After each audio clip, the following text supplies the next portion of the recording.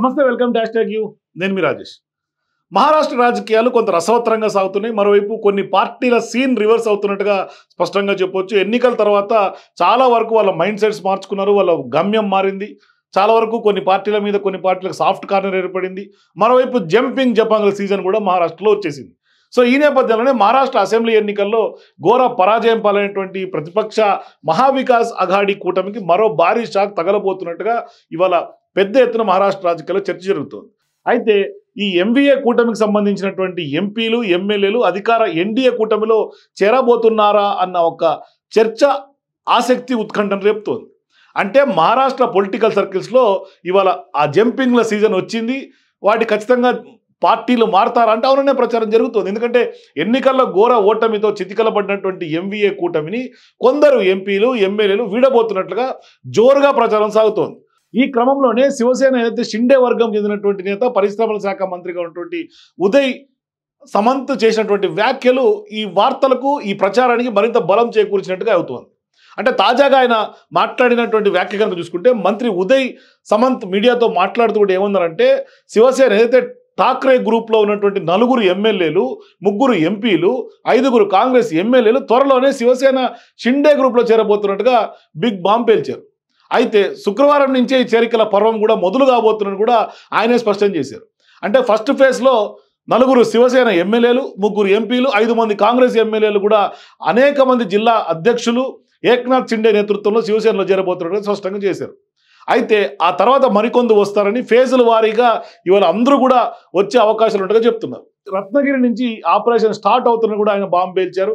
ఇది just trailer మాత్రమేనని మంత్రి ఉదయ్ ఆసక్తికర వ్యాఖ్యలు చేశారు. సో ఇప్పుడు ఈ వ్యాఖ్యల పట్లే చర్చనీయాంశంగా మారుతుంది. అంటే ఎంవీఏ నేతల చేరిక అంశంపై కేంద్ర మంత్రి అమిత్ షాతో చర్చిస్తున్నామని ఆయన స్పష్టం చేశారు. అయితే 2024 చివరిలో జరిగినటువంటి మహారాష్ట్ర అసెంబ్లీ ఎన్నికల్లో మాత్రం బీజేపీ నేతృత్వంలో ఉన్నటువంటి ఎన్డీఏ కూటమి, మహాయుతి కూటమి ఘన విజయం సాధించింది. అయితే సహజంగానే వాళ్ళ కాంగ్రెస్, శివసేన, ఉద్ధవ్ వర్గం, ఎన్సీపీ శరద్ పవార్ వర్గం ఎంవీఏగా ఉండి పోటీ చేసి ఘోర ఓటమిని చవిచూసింది. సహజంగానే ఓడిపోయినటువంటి వాళ్ళందరూ కూడా గెలిచినటువంటి అధికార పార్టీ, అధికార కూటమిలోకి వెళ్ళేందుకే ఎక్కువ మొగ్గు చూపుతూ ఉంటారు. అయితే ఇవాళ ఎంవీఏ కూటమి నుంచి అధికార కూటమి వైపు చూస్తున్నారనే చర్చ జరుగుతుంది. ఇందులో భాగంగానే తొలుత 9 మంది ఎమ్మెల్యేలు, 3 ఎంపీలు సహా మహావికాస్ అఘాడీ కూటమిని వీడబోతున్నట్లుగా స్పష్టమవుతోంది. ఈ వ్యాఖ్యలు మరింత బలం చేకూరుస్తోంది. మరికొన్ని రోజుల్లో ముంబైలో కూడా స్థానిక సంస్థల ఎన్నికలు జరగబోతున్నటువంటి సందర్భంలో ఈ ఫిరాయింపు ఖచ్చితంగా అక్కడ ఎంవీఏ కూటమికి గట్టి షాక్గానే చూడాల్సినటువంటి అవసరం ఉంది. ఎంవీఏ కూటమికి భారీ ఎదురు దెబ్బని కూడా రాజకీయ విశ్లేషకులందరూ అంచనా వేస్తున్నారు. భవిష్యత్తులో జరిగే మున్సిపల్ ఎన్నికలు కానీ, ముంబై ఎన్నికలు కానీ, వీటన్నిటిలో కూడా ఆ కూటమికి గట్టి షాక్ తగిలే అవకాశాలు ఉన్నాయి. మరోవైపు ఇప్పటికే గతంలో నుంచే ఉద్ధవ్ ఠాక్రే వర్గంలో పెద్ద ఎత్తున ప్రచారం ఏంటంటే, ఖచ్చితంగా ఇప్పటికే ఆ వర్గం గుర్తించింది. గతంలో మనం కూడా అనేక విశ్లేషణలు చెప్పుకున్నాం. ఏంటి, బీజేపీతో వెళ్ళాలని చాలామంది నేతలు అంతర్గతంగా కొంత ఉద్ధవ్ ఠాక్రే మీద ప్రెషర్ బిల్డప్ చేస్తున్నారు. మరోవైపు మొన్న ఓటమి కూడా కాంగ్రెస్తో పొత్తు పెట్టుకునేందుకే ప్రధానంగా ఓడిపోయింది ఉద్ధవ్ ఠాక్రేకి సంబంధించినటువంటి యూబీటీ అని స్పష్టంగా తెలుస్తోంది. సో ఈ నేపథ్యంలోనే ఇప్పుడు ఇక వాళ్ళందరూ కూడా డెసిషన్ తీసుకునే సమయం ఆసన్నమైంది. అందుకని ఇవాళ అధికార కూటమి వైపు అడుగులు వేస్తున్నారు.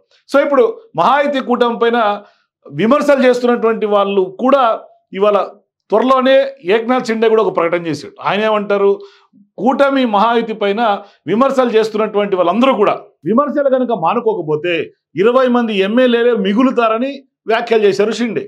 ఆయన కూడా విలేకరుల సమావేశంలో మాట్లాడుతూ ఈ వ్యాఖ్యలు చేశారు. మొదటి నుంచి కూడా నన్ను, మహాయుతిని ఏదైతే శివసేన విమర్శిస్తూనే ఉంది యూబీటీ వర్గం, వాటి వల్ల ఎలాంటి ఉపయోగం లేకపోయింది. కానీ గతేడాది జరిగినటువంటి రాష్ట్ర అసెంబ్లీ ఎన్నికల్లో వారికి ప్రజలు తగిన బుద్ధి చెప్పారు, వారికి తమ స్థాయి అంటూ తెలియజెప్పారు.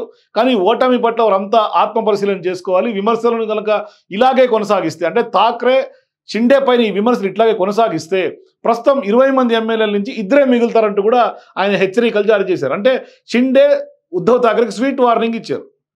అంటే ఇప్పుడు ఇటీవల ప్రతిపక్షాల నుంచి చాలామంది నాయకులు, కార్యకర్తలు మా పార్టీలో చేరారు, ఇది కొనసాగుతూనే ఉంటుంది.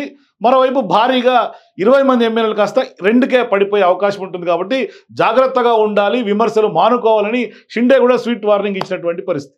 సో దీంతో ఇప్పుడు అక్కడ ఉద్ధవ్ ఠాకరేకి సంబంధించినటువంటి ఏదైతే శివసేన యూబీటీ ఉందో అది కాస్త ఖాళీ అయ్యే అవకాశాలు భవిష్యత్తులో కనిపిస్తున్నాయి. మరోవైపు బీజేపీ, షిండే ఇద్దరు కూడా పాత శివసేన కూడా కొంత యూబీటీ పైన ఆపరేషన్ స్టార్ట్ చేసినట్టు స్పష్టంగా తెలుస్తుంది. కాబట్టి మహారాష్ట్రలో రాజకీయం మారుతోంది. ఏదైతే ఉద్ధవ్ ఠాకరే కొంత సీరియస్గా ఆలోచన చేయాల్సినటువంటి పరిస్థితి, భవిష్యత్తులో ఆ పార్టీనే కనుమరుగయ్యే అవకాశాలు కూడా లేకపోలేదు. ప్రధానంగా ఇప్పుడు అక్కడ సీన్ రివర్స్ అవుతున్నటువంటి పరిస్థితి, పార్టీ నిర్వీర్యం అవుతున్నటువంటి నేపథ్యం మనం చూస్తున్నాం. ఇది ఒక టార్గెట్ ఓరియంటెడ్గా అక్కడ రాజకీయాలు జరుగుతుంది.